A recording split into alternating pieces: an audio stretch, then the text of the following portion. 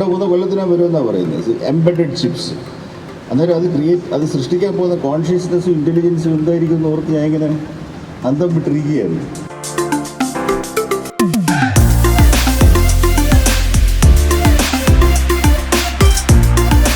ഈ സ്ഥാപനം തുടങ്ങുമ്പോൾ എനിക്കുണ്ടായിരുന്നൊരു വാശി, ഞാനൊരു തൊഴിലാളിയാണ്, ഇപ്പോഴും ഞാൻ തൊഴിലാളി. എനിക്ക് തോന്നുന്നു ഏറ്റവും കൂടുതൽ പണിയെടുക്കുന്ന തൊഴിലാളി ഞാനാണ് തോന്നുന്നത്. മറുനാടൻ തൊഴിലാളികൾ താഴെ ഇറങ്ങുന്നുണ്ട്, മറുനാടൻ കൂട്ടുന്നുണ്ട്. അമ്പർ പറഞ്ഞത് സത്യം, സത്യം മാത്രം.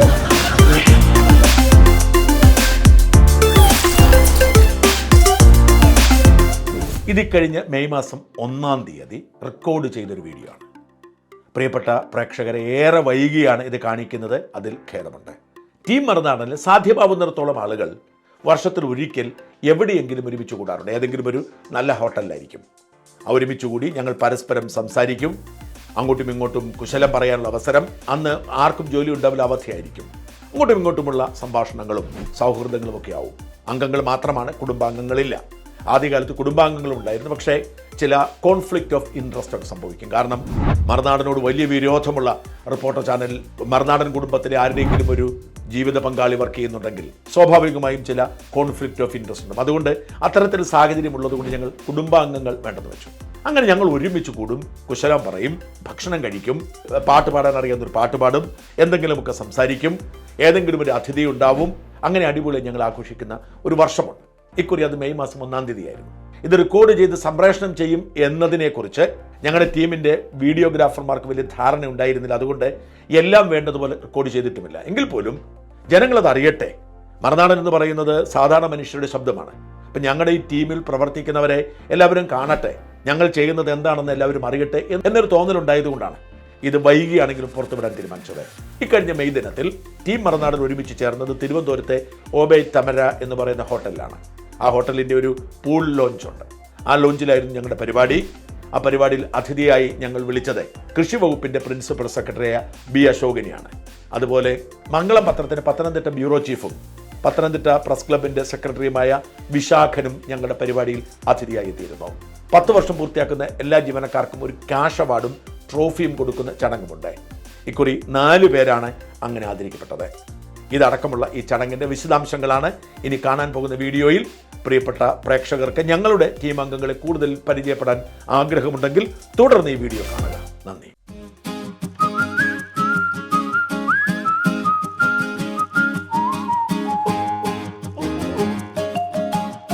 നമസ്കാരം. നല്ലൊരു സായാഹ്നം ആശംസിച്ചുകൊണ്ട് മറുനാടൻ മലയാളിയുടെ വാർഷിക ദിന ആഘോഷത്തിലേക്ക് ഇവിടെ എത്തിയിരിക്കുന്ന എല്ലാ മറുനാടൻ ജീവനക്കാരെയും വിശിഷ്ട അതിഥികളെയും സ്വാഗതം ചെയ്യുന്നു.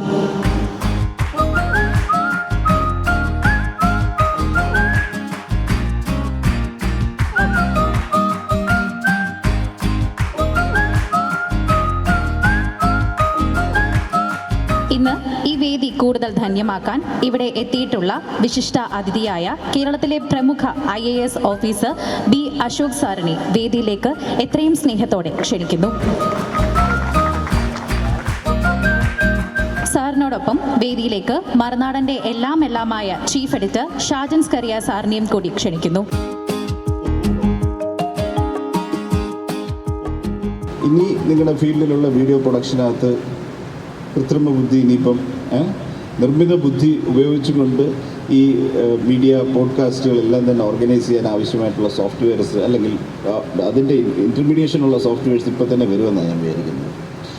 അത് പിന്നെ ഇതും ഫാക്ട് ചെക്കും കൂടെ ചെയ്തു കഴിഞ്ഞാൽ ഒരു ഓട്ടോമേറ്റഡ് മീഡിയ വന്നേക്കാമെന്ന് എനിക്ക് തോന്നുക. ഒരു ഓട്ടോമേഷൻ അല്ലെങ്കിൽ editorial influence and managerial control വളരെ കുറവുള്ള ഒരു മീഡിയയും പേഴ്സണലൈസ്ഡ് മീഡിയ. ഇപ്പോൾ അടുത്ത സ്റ്റേജിൽ നമുക്ക് ഫോണിൽ തന്നെ, ഇപ്പോൾ അയാൾ പറയുന്നത്, മറ്റേ ലീഡേഴ്സ് പറയുന്നത്, ഒരു ചെറിയൊരു ചിപ്പ് ഇവിടെ ഇൻസേർട്ട് ചെയ്തിട്ട് ഫോണുമായിട്ട് ലിങ്ക് ചെയ്ത് കഴിഞ്ഞാൽ നമ്മുടെ ബോധത്തിൽ ഓട്ടോമാറ്റിക്കായിട്ട് അവനിങ് വന്നോളൂ എന്നുള്ളതല്ല, അറിയണ്ട. നമ്മുടെ ഇൻട്രസ്റ്റിലുള്ള നമ്മൾ ചൂസ് ചെയ്തിരിക്കുന്ന ഇൻപുട്ട് മൊത്തം ഇങ്ങനെ. അപ്പോൾ അത് സൃഷ്ടിക്കാൻ അതും 2-3 കൊല്ലത്തിനാണ് വരുമെന്നാണ് പറയുന്നത്. Embedded chips. അന്നേരം അത് സൃഷ്ടിക്കാൻ പോകുന്ന കോൺഷ്യസ്നെസ്സും ഇൻ്റലിജൻസും എന്തായിരിക്കും എന്ന് ഓർത്ത് ഞാൻ ഇങ്ങനെ അന്തം വിട്ടിരിക്കുകയാണ്. പുലരിപ്പൂ പോലെ ചിരിച്ചും പുഞ്ചപ്പാടക്കാറ്റു വിതച്ചും നീ എൻ്റെ കൂടെ ചേർന്നു കളിച്ചു നടന്നില്ലേ, നീ എൻ്റെ തൂവൽ ചേല ഉലച്ചു കടന്നില്ലേ.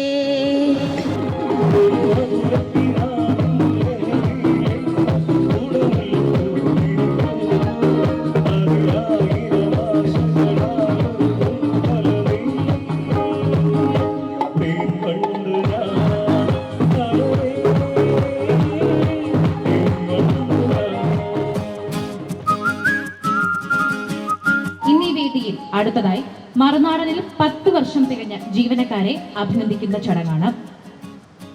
2025 നമ്മുടെ ഈ കൂടിച്ചേരലിൽ നമുക്കിടയിൽ നിന്ന് ആദ്യമായി ഇവിടെ എത്തുന്നത് നമ്മുടെ സ്ഥാപനത്തിൽ 10 വർഷവും 7 മാസവും പൂർത്തിയാക്കിയ സീനിയർ ന്യൂസ് ഡെസ്ക് എഡിറ്ററായ രമേഷ് കുമാറാണ്.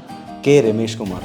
രമേഷ് കരുണാകരൻ എന്ന രമേഷ് കുമാർ മറുനാടൻ മലയാളിയുടെ ഭാഗമാകുന്നത് 17 സെപ്റ്റംബർ 2014 വർഷത്തിലാണ്. അന്നു മുതൽ ഇങ്ങോട്ട് മറുനാടൻ ടീമിൻ്റെ അവിഭാജ്യ ഘടകമായി രമേഷ് കുമാറുണ്ട്. മലയാളം ഓൺലൈൻ മാധ്യമ രംഗത്തെ ആദ്യകാലത്ത് സജീവമായിരുന്ന മാധ്യമപ്രവർത്തകരിൽ ഒരാൾ കൂടിയാണ് അദ്ദേഹം. വെബ് ലോകം എന്ന ഓൺലൈൻ മാധ്യമത്തിലാണ് മാധ്യമപ്രവർത്തന ജീവിതത്തിൻ്റെ തുടക്കം. തുടർന്ന് ദൃശ്യമാധ്യമ രംഗത്തേക്കും ചുവട് വെക്കുകയായിരുന്നു. ജയ്ഹിന്ദ് ടി വിയിലാണ് ചാനൽ രംഗത്ത് തുടക്കം കുറിച്ചത്. പിന്നീട് ഇവിടെ നിന്നും അമൃത ടി വിയിലേക്ക് എത്തി. അമൃത ടി വിയുടെ തിരുവനന്തപുരം ബ്യൂറോയിലെ ലേഖകനായി വർഷങ്ങളോളം പ്രവർത്തിച്ചു. അമൃത ടി വിയിൽ ജോലി ചെയ്യവെയാണ് അദ്ദേഹം മറുനാടൻ മലയാളിയിലേക്ക് എത്തുന്നത്. അന്നു മുതൽ മറുനാടൻ ടീമിൻ്റെ നട്ടെല്ലായി രമേശ് ഉണ്ട്. മറുനാടനൊപ്പം പ്രതിസന്ധി ഘട്ടങ്ങളിൽ അടിയുറച്ചു നിന്ന രമേഷ് കുമാർ മറുനാടൻ മലയാളിയിൽ 10 വർഷം പിന്നിടുകയാണ്. എന്നും മറുനാടൻ്റെ വളർച്ചയ്ക്കൊപ്പം നിലകൊണ്ട അദ്ദേഹം കൂടെയുള്ളത് ഞങ്ങൾക്ക് ആത്മവിശ്വാസം പകരുന്ന കാര്യമാണ്. മാതൃഭൂമി ദിനപത്രത്തിലെ സീനിയർ മാധ്യമ പ്രവർത്തകയായ സനിതയാണ് ഭാര്യ. അക്ഷയ മകളാണ്. രമേഷ് കുമാറിന് മറുനാടൻ ടീമിൻ്റെ ഹൃദയം നിറഞ്ഞ ആശംസകൾ.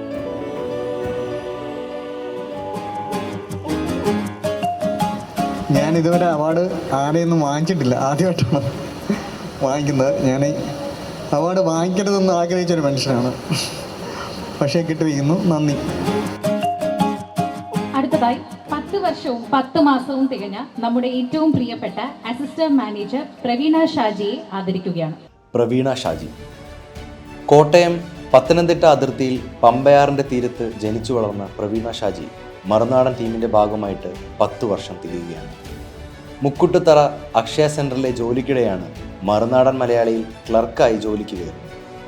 അവിടെ നിന്ന് കഠിനാധ്വാനം കൊണ്ട് അസിസ്റ്റന്റ് മാനേജർ പദവിയിലേക്ക് ഉയർന്ന വീണ മറുനാടൻ മലയാളിയുടെ അഡ്മിനിസ്ട്രേറ്റീവ് മേഖലയിൽ കൈവെക്കാത്ത മേഖലകളില്ല. രാവോ പകലോ വ്യത്യാസമില്ലാതെ മറുനാടനിൽ ആർക്കെങ്കിലും എന്തെങ്കിലും ആവശ്യം വന്നാൽ ആദ്യം ഓർക്കുന്ന പേര് വീണയുടേതാണ്. അവിടെ കൃത്യമായ ഇടപെടലും വീണയുടേതായുണ്ട്. HR-ഉം അക്കൗണ്ട്സും അഡ്വർടൈസ്മെൻറ്റും സാങ്കേതിക രംഗത്തും അടക്കം വീണയുടെ സാന്നിധ്യമുണ്ടാകും. ഏതൊരു ജോലിയും മടിയില്ലാതെ ഏറ്റെടുക്കാനുള്ള സന്നദ്ധതയാണ് വീണയുടെ കൈമുതലായുള്ളത്. കോട്ടയം ഇടക്കടത്തി സ്വദേശി സോബിൻ സോമനാണ് വീണയുടെ ഭർത്താവ്. മറുനാടൻ കുടുംബത്തിൻ്റെ ഭാഗമായി 10 വർഷം പൂർത്തിയാക്കുന്ന വീണയ്ക്ക് എല്ലാവിധ ആശംസകളും നേരുന്നു. അപ്രതീക്ഷിതമായിട്ട് വീണയ്ക്ക് ഒരു ആരോഗ്യ പ്രശ്നം ഉണ്ടായതുകൊണ്ട് വരാൻ സാധിച്ചില്ല. വീണയുടെ ഹസ്ബൻഡ് ബോബി ഞങ്ങളുടെ സുഹൃത്താണ്. ബോബി നമ്മുടെ ടീം പോലെ തന്നെയാണ്. നമ്മുടെ ഈ പ്രതിസന്ധി ഘട്ടത്തിൽ നമുക്കൊക്കെ അറിയാം, സർക്കാരുമായിട്ടുള്ള യുദ്ധകാലത്ത് നമ്മൾ അനുഭവിച്ച പ്രതിസന്ധി. ആ ഘട്ടത്തിൽ നമ്മളെ ഏറ്റവും കൂടുതൽ പുറത്തുനിന്ന് സഹായിച്ച ഒരാൾ ബോബിയാണ്. അതുകൊണ്ട് ബോബി നമ്മളെ സംബന്ധിച്ചിടത്തോളം ഈ ടീം അംഗം പോലെ തന്നെയാണ്. വീണയ്ക്ക് പകരം വീണയുടെ ഹസ്ബൻഡ് ബോബി അവാർഡ് മേടിക്കുന്നു. ഇനി വീഡിയോ എഡിറ്റർ എന്ന മേഖലയിൽ 11 വർഷവും 3 മാസവും നമ്മുടെ സ്ഥാപനത്തിൽ ജോലി ചെയ്യുന്ന ഏക വനിതാ എഡിറ്റർ കൂടിയായ ഷബിത ചേച്ചിയെ ആദരിക്കുന്ന ചടങ്ങാണ്. ഷബിത. പാലക്കാട് ജില്ലയിലെ കണ്ണാടി സ്വദേശിനിയായ ഷബിത മറുനാടൻ്റെ ഭാഗമാകുന്നത് തിരുവനന്തപുരം ജില്ലയിലെ മരുമകളായി എത്തിയതോടെയാണ്. തിരുവനന്തപുരത്തെ ഒരു പ്രമുഖ സ്റ്റുഡിയോയിൽ ജീവനക്കാരിയായിരിക്കുകയാണ് ഷബിത മറുനാടൻ ടീമിൻ്റെ ഭാഗമാകുന്നത്. തുടക്കകാലത്ത് സോഷ്യൽ മീഡിയ കൈകാര്യം ചെയ്യുകയായിരുന്നു. പിന്നീട് വീഡിയോ എഡിറ്ററായി മാറി. നിലവിൽ മറുനാടനിലെ വീഡിയോ എഡിറ്റർമാരിൽ സീനിയറാണ് ഷബിത. മറുനാടനോടൊപ്പം പ്രതിസന്ധി ഘട്ടങ്ങളിലും ഒന്നിച്ചു നിന്ന വ്യക്തിത്വമാണ്. മറുനാടൻ വേട്ട വ്യാപകമായ സമയത്ത് ഷബിതയുടെ കണ്ണാടിയിലെ വീട്ടിലും പോലീസ് റെയ്ഡ് നടന്നിരുന്നു. ഇതിൻ്റെ പേരിൽ നാട്ടിൽ നടന്ന സമ്മർദ്ദങ്ങളെയെല്ലാം അതിജീവിച്ചു. മറുനാടൻ ടീമിനൊപ്പം ഇപ്പോഴും ശക്തമായി നിലകൊള്ളുകയാണ് ഷബിത. തിരുവനന്തപുരം സ്വദേശിയായ ശ്രീനാഥാണ് ഭർത്താവ്. മകൾ നൃഷ. മറുനാടനിൽ 10 വർഷം പൂർത്തിയാക്കിയ ഷബിതയ്ക്ക് ആശംസകൾ നേരുന്നു.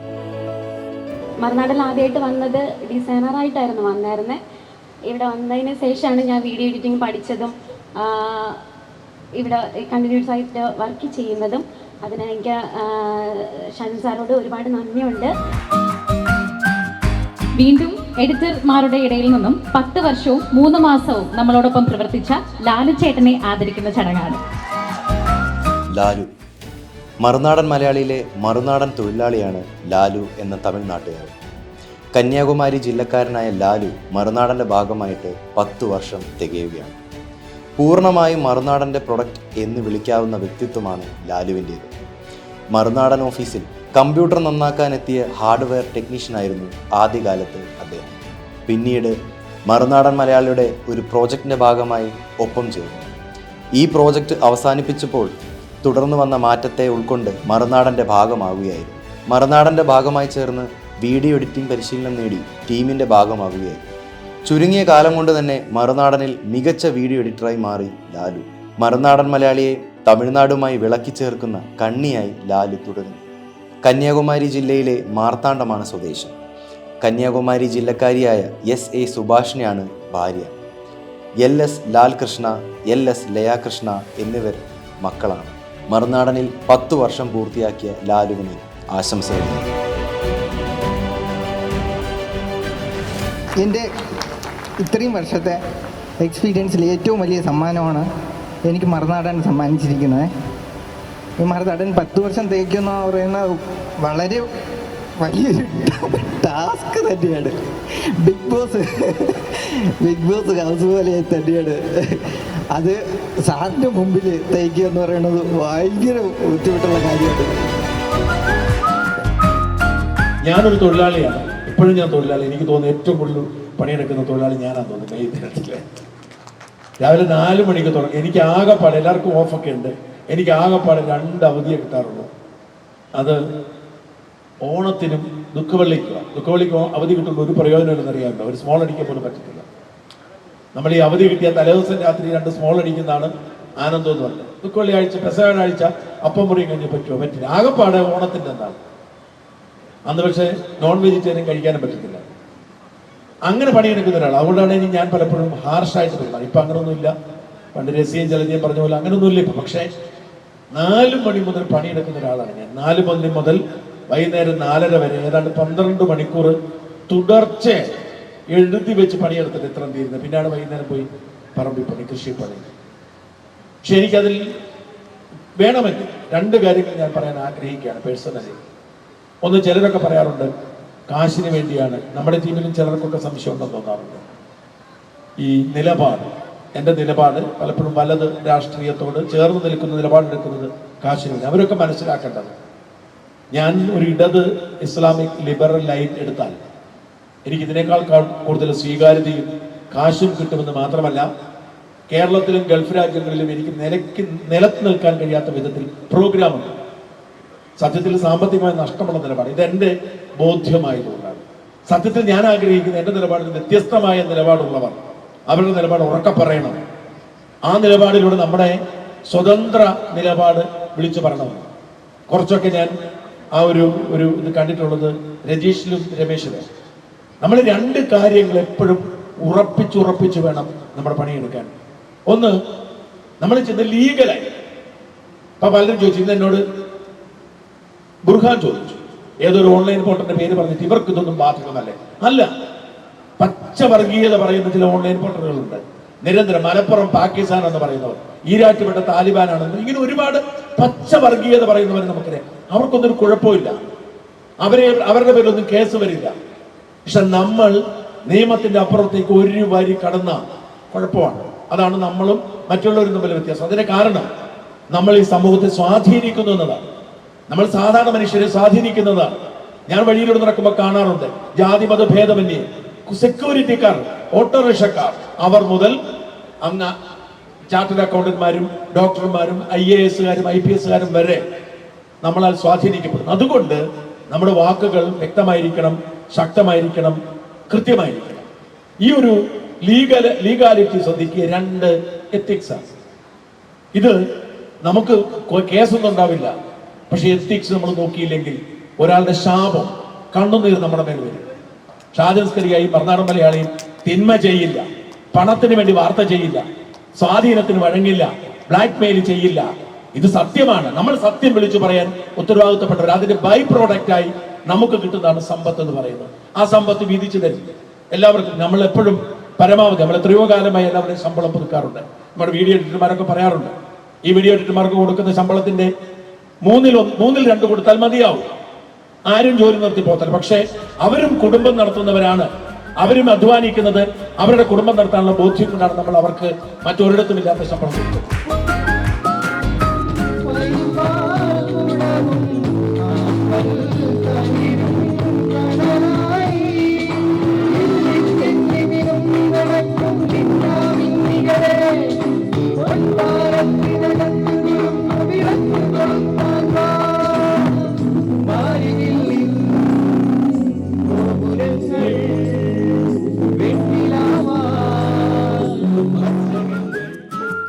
ഈ ആരുടെ ശബ്ദമാണ് മിമിക്രി എന്നൊക്കെ പറയും പെട്ടെന്ന് നമ്മുടെ മനസ്സിലേക്ക് വരുന്നത്? മമ്മൂട്ടിയോ? നമുക്ക് അതിന് പിന്നെ ഈ എന്താ പറയാ, ജനാർദ്ദനൻ, മിമിക്രിക്കാരൻ ജനാർദ്ദനെ ചെയ്യുന്നത്. അപ്പൊ ഞങ്ങളൊക്കെ ആദ്യമേ മിമിക്രി ഒക്കെ പഠിക്കുന്നത് ജനാർദ്ദൻ. അപ്പൊ ജനാർദ്ദന്റെ ശബ്ദം ഞാൻ ആദ്യം ഒന്ന് അനുകരിക്കാൻ ശ്രമിക്കുകയാണ്. ഓ, നിന്റെ പേര് പൊട്ടപ്പൊട്ടല്ലടാ, അടിച്ചൊടിക്കടാ അവന്റെ കാല്. അയ്യോ, എന്റെ കാലല്ലടാ, അവന്റെ കാല്, അവന്റെ കാല്. അവൻ അത് കഴിഞ്ഞ് കഴിഞ്ഞാൽ പിന്നെ പെട്ടെന്ന് മിമിക്രിക്കാർക്ക് മനസ്സിലേക്ക് കയറി എത്തുന്നത് കൊച്ചിൻ ഖലീഫയാണ്. അപ്പൊ കൊച്ചിൻ ഖലീഫ ഞങ്ങളുടെ ശബ്ദം ഒന്ന് അനുകരിക്കാൻ ശ്രമിക്കുകയാണ്. നമുക്കെല്ലാം കേട്ട് പരിചിതമായ ഡയലോഗ് തന്നെയാണ് ഞാൻ പറയുന്നത്. ആശ്ര കീരിക്കട ചത്ത്, കീരിക്കട ചത്ത്, കീരിക്കട സേതുബാബ കുത്തിക്കൊത്ത്, കീരിക്കട ചത്തേ, കീരിക്കട ചത്തേ. ന്യൂസ് ഡെസ്ക് എഡിറ്ററിൽ നിന്ന് രതീഷ് ചേട്ടനെ 2 വാക്ക് സംസാരിക്കുവാൻ വേദിയിലേക്ക് ക്ഷണിക്കുന്നു. കാരണം ഇത് വാർത്ത ഇത്രയും എൻജോയ് ചെയ്ത് വാർത്ത ചെയ്യുന്നൊരു ഡെസ്ക് വേറെ എവിടെയെങ്കിലും ഉണ്ടെന്ന് ഞാൻ കരുതുന്നില്ല. ഒരു ടീം എന്ന നിലയിൽ നമുക്കെപ്പോഴും അറിയാലോ, ടീമിനെ നയിക്കുന്നത് സാറാണ്. സാറിൻ്റെ ഒരു പാത്താണ് നമ്മൾ, സാർ പറയുന്നൊരു ഫോളോ പാത്തിലാണ് നമ്മൾ പോകുന്നത്.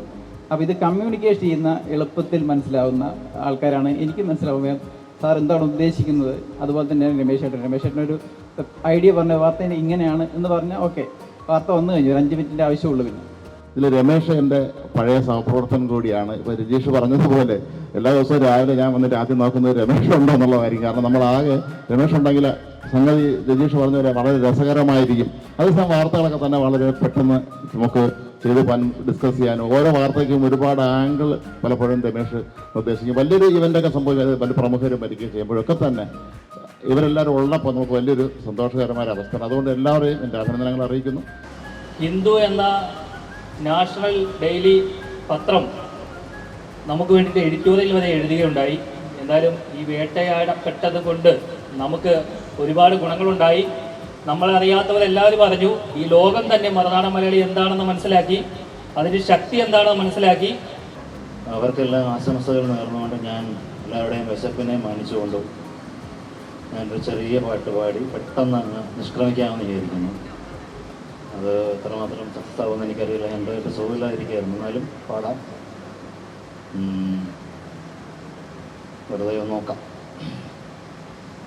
നീ മധുപകരു മലർച്ചൊരിയു അനുരാഗ പൗർണമി, നീ മധുപകരു മലർച്ചൊരിയു അനുരാഗ പൗർണമി, നീ മായല്ലേ മറയില്ലേ നീല നിലാവൊളി, നീ മധുപകരു മലർച്ചൊരിയു അനുരാഗ പൗർണമി. എല്ലാവരും നല്ലൊരു കൈഡി കൊടുത്തേ. സത്യത്തിൽ ഞാൻ എത്ര വർഷമായി ഇവിടെ വർക്ക് ചെയ്യുന്നതെന്ന് എനിക്ക് തന്നെ കറക്റ്റ് അറിയില്ല. കാരണം നല്ല ഫ്ലോയാണ് വർക്ക് ചെയ്യാൻ. ഞാൻ ആദ്യം ഡെസ്കിലായിരുന്നു, ആങ്കറായിരുന്നു. പിന്നെ കൊള്ളായിട്ടാണോ എന്നറിയില്ല, പിന്നീട് റിപ്പോർട്ടിംഗ് ടീമിലേക്ക് മാറി. ഇപ്പം ഏകദേശം 1.5 വർഷം കഴിഞ്ഞു എൻ്റെ സാരഥിയും സുഹൃത്തും ക്യാമറമാനൊക്കെയാണ് അഖില്. അപ്പം ഏത് പുലിമടയിലേക്ക് ഒരു ആനയെപ്പോലെ എന്നെ നയിച്ചു കൊണ്ടുപോകുന്നത് അവനാണ്. അവൻ്റെ ഫേസ് കാണുന്നില്ല. അഖിലേ വാ, നീവാണ്.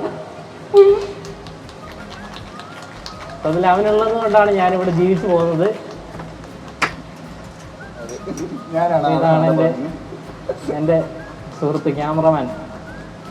ഇവനാണ് എൻ്റെ സ്വന്തത്തിൽ ഈ ഒരു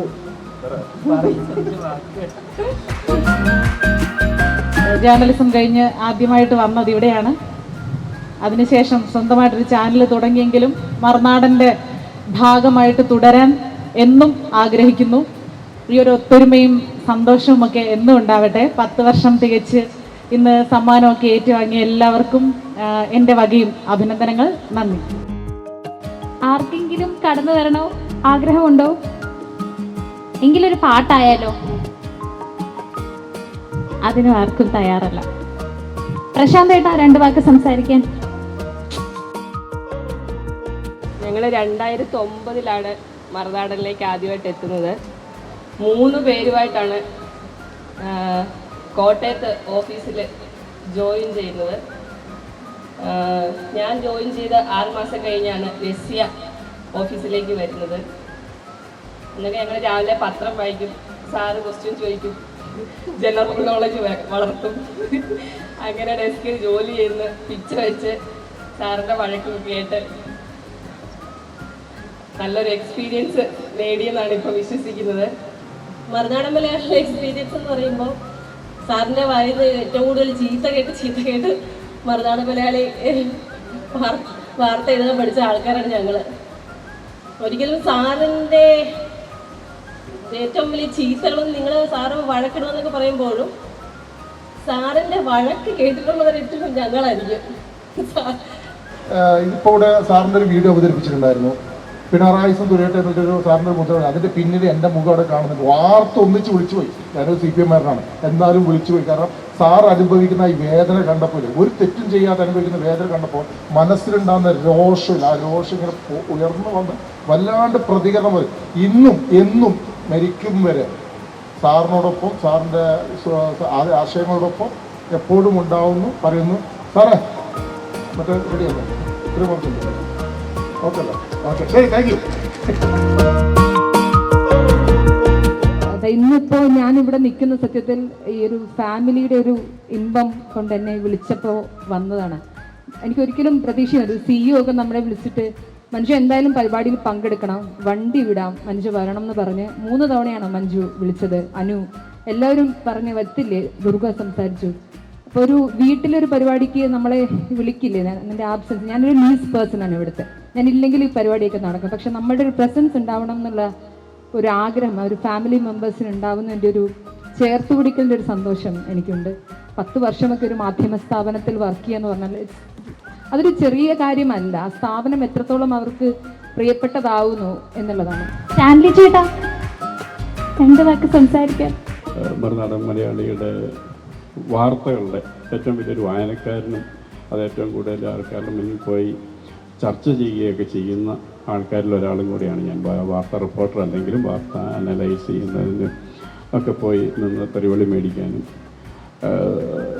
വാർത്തകളെക്കുറിച്ച് സദൈര്യം മറുനാടൻ്റെ നിലപാടുകൾ മറ്റുള്ളവരുടെ എതിർക്കുന്നവരുടെ മുമ്പിൽ നിന്ന് പറയാനും ഒക്കെയുള്ള ഒരു ഭാഗ്യവും എനിക്കുണ്ട്. നമുക്കെല്ലാം അറിയാവുന്നതുപോലെ മറുനാടൻ വേട്ടയിൽ വേട്ടയാടപ്പെട്ട ഒരാൾ കൂടിയാണ് ഞാൻ. പക്ഷേ അവരുടെ പോർക്കളത്തിലേക്ക് അല്ലെ അവരുടെ പാളയത്തിലേക്ക് പട നയിച്ച ഒരു വ്യക്തി കൂടിയാണ്. ഒരിക്കലും പ്രതീക്ഷിക്കാത്ത ഒരിടത്തു നിന്നാണ് ആദ്യമായിട്ട് അവർക്കൊരു വെല്ലുവിളി നേരിടേണ്ടി വന്നത്. അത് എൻ്റെ ഭാഗത്തു നിന്നായിരുന്നു.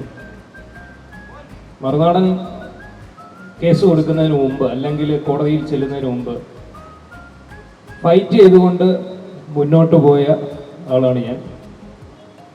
എൻ്റെ വീട്ടിൽ നിന്ന് വന്ന് എടുത്തുകൊണ്ട് പോയ മൊബൈൽ ഫോൺ തിരിച്ച് എൻ്റെ കയ്യിൽ തന്നിട്ട് അവിടുത്തെ അന്വേഷണ ഉദ്യോഗസ്ഥൻ പറഞ്ഞിട്ടുണ്ട്, എൻ്റെ കൈ പിടിച്ചു കുലുക്കിയിട്ട് ആൾ പറഞ്ഞു, നിങ്ങളാണ് ശരിക്കും പോരാളി. നമ്മൾ ചുമ്മാ വീട്ടിൽ കിടന്നുറങ്ങിയവൻ്റെ ഫോൺ എടുത്തുകൊണ്ട് പോയിട്ട് നിങ്ങൾ പോരാളിയാണെന്ന് പറഞ്ഞിട്ട് കാര്യമുണ്ടോ? നമ്മളെ യോദ്ധാവാക്കിയത് അവരാണ്. അതിനകത്ത് എനിക്ക് അവരോട് നന്ദിയുണ്ട്. നമ്മുടെ യുവ കലാകാരന്മാർ അവതരിപ്പിക്കുന്ന ഒരു അടിപൊളി സ്കിറ്റാണ്. അതുപോലെ അമ്പർക്ക പറഞ്ഞ അമ്പർക്ക രാജിവെക്കും എന്ന് പറഞ്ഞ് ആദ്യം പറഞ്ഞത് മറുനാടനാണ്. എന്നാൽ അന്ന് പറഞ്ഞത് എൻ്റെ തന്തയല്ല മറുനാടൻ്റെ തന്ത എന്നാണ് വലിയ വീരവാദം മുഴക്കി പോസ്റ്റ് ഇട്ടത്. അവസാനം രാജിവെച്ചു. അപ്പം ശരിക്കും തന്ത മാറിയോ? നിങ്ങൾ പറഞ്ഞത് ഒരു സത്യസന്ധമായ കാര്യമാണ്. ഇപ്പോൾ നിങ്ങൾ ക്വസ്റ്റ്യൻ പഠിച്ചിട്ട് വരുന്നു എന്ന് ഞാൻ പറയാം. കാരണം രാജിവെക്കും എന്ന് പറഞ്ഞ് രാജിവെച്ചത് അതിനൊരു കാരണമുണ്ട്. ആദ്യം മുഖ്യനെ ഞാൻ എല്ലാ വീഡിയോയിലും എൻ്റെ എല്ലാ ഇൻ്റർവ്യൂ നോക്കിയാലും നിങ്ങൾക്ക് മനസ്സിലാകും, ഞാൻ മുഖ്യനെ എൻ്റെ ബാപ്പയായിട്ടാണ് കണ്ടത്. പിന്നീട് തന്ത മാറി, ബാപ്പ മാറി. അതുകൊണ്ട് നിലപാടുകൾ മാറ്റാം, രാജിവെക്കാം. അതൊരു സത്യസന്ധമായ കാര്യമല്ലേ? അമ്പർ പറഞ്ഞത് എന്നും സത്യം മാത്ര. സത്യം ജയിച്ചു, അമ്പർ ജയിച്ചു. സാധ്യതയുണ്ട്. ആ തന്ത മാറി പിന്നെ വേറൊരു തന്ത ഇതുവരെ കിട്ടിയിട്ടില്ല. ഞാൻ കേന്ദ്രത്തിലോട്ടൊരു ഏറെറിഞ്ഞിട്ടുണ്ട്. കിട്ടും. അപ്പൊ കിട്ടുമ്പോ ചോദിക്കാം. നിങ്ങൾ അടുത്ത ക്വസ്റ്റ്യൻ ചോദിക്കും. തമാശയാ. പിന്നെ പുറത്താരം നിൽക്കുന്നു നോക്കി എന്തുവായിട്ട് പോലീസാണോ? സാറില്ല, പോയിട്ട് പിന്നെ വാ. എനിക്ക് അഖിലെ നിന്നോട് ചക്ക വാങ്ങിക്കാൻ പറഞ്ഞ മാങ്ങയാണോ വാങ്ങിച്ചിട്ട് വരുന്നത്? എന്തുണ്ടോ അത്ഭുതങ്ങൾ സംഭവിച്ചിട്ടുണ്ടോ യുവാവേ? ചേട്ടാ പൂർത്തിയായിക്കോട്ടെ, ഷൂട്ട് നടക്കണ്ടേ? ആരത്? അമർക്കോ? നിലമ്പൂർ വിഭവങ്ങൾ വല്ലതും ഉണ്ടോ? ചേട്ടാ നിങ്ങളൊന്ന് പൂർത്തീകരിക്കട്ടെ, നിങ്ങൾ പോയി തരുമോ? സമയമായി. തെളിവുണ്ട്. നമ്പർ ഒരു കാര്യം തെളിവില്ലാതെ പറയില്ല. തെളിവുണ്ട്. എന്താണ് തെളിവ്? തെളിവ് ഞാൻ തരാം. ഇത്രയും നാൾ ഞാനത് പുറത്തു വിടാത്തത് ഇന്റർവ്യൂയിലൂടെ പറയാം. ഇത്രയും കാലം ഞാനത് പുറത്തു വിടാത്തത് തെളിവ് നശിപ്പിക്കപ്പെട്ടാലോ എന്ന് വിചാരിച്ച മറുനാടന്റെ തമ്പുകളിൽ നിങ്ങൾ സൂക്ഷിച്ചു നോക്കിയാൽ പുറംതിരിഞ്ഞു നിൽക്കുന്ന ഒരു പോലീസുകാരനെ കാണാം. അയാൾ എപ്പോഴും പിന്നാമ്പുറമാണ് കാണിക്കുന്നത്, ഉമ്മറം കാണിക്കുന്നില്ല. സൂക്ഷിച്ചു നോക്കിയാൽ അദ്ദേഹത്തിന്റെ കയ്യിൽ ഒരു വയർലെസ് കാണാം. ആണ്, കണ്ടോ? ഇതാണ് മറുനാടൻ ഓഫീസുമായി ബന്ധിപ്പിക്കുന്ന ആ രേഖ, ആ തെളിവ്. ഇതാണ് ആ രേഖ. ഇതുമായി ഞാൻ പോലീസ് ഹെഡ്ക്വാർട്ടേഴ്സിൽ ചെന്നു. അവർ അമ്പറിന് വട്ടാണെന്ന് പറഞ്ഞ് തള്ളിക്കളഞ്ഞു. പക്ഷേ നിങ്ങൾ മനസ്സിലാക്കണം, മറുനാടൻ പോലീസുമായി കണക്ട് ചെയ്യുന്ന രേഖയാണ് അവരുടെ തമ്പുകളിൽ സ്ഥിരമായി പ്രത്യക്ഷപ്പെടുന്ന പോലീസിന്റെ പിന്തിരിഞ്ഞു നിൽക്കുന്ന ഫോട്ടോയും അതിൽ കാണുന്ന വയർലെസ്സും. ആരും ശ്രദ്ധിക്കാതെ പോയ ആ വയർലെസ് ഞാൻ ഈ ഇന്റർവ്യൂയിലൂടെ എക്സ്ക്ലൂസീവായി പുറത്തുവിടുകയാണ്. ഇത് കത്താൻ സാധ്യതയുണ്ട്, നാളെ കത്തിപ്പടരും. അതുപോലെ വേറൊരു വീരവാദമായിരുന്നു മറുനാടൻ പൊട്ടിക്കും, താഴെ ഇറക്കും. അവരെല്ലാവരും വലിയ രീതിയിൽ പൊട്ടിപ്പോഴിച്ചു, ഫേസ്ബുക്കിൽ പോസ്റ്റ് ഇട്ടു. അന്നും ഇതുപോലെ മണ്ടന്മാരായിട്ടുള്ള അണികൾ അത് ഏറ്റുപിടിച്ചു. പക്ഷേ അതൊന്നും നടന്നില്ല. ആര് പറഞ്ഞു നടന്നില്ലെന്ന്? മറുനാടൻ തൊഴിലാളികൾക്ക് ഇറങ്ങാൻ 2 വഴികളാണുള്ളത്.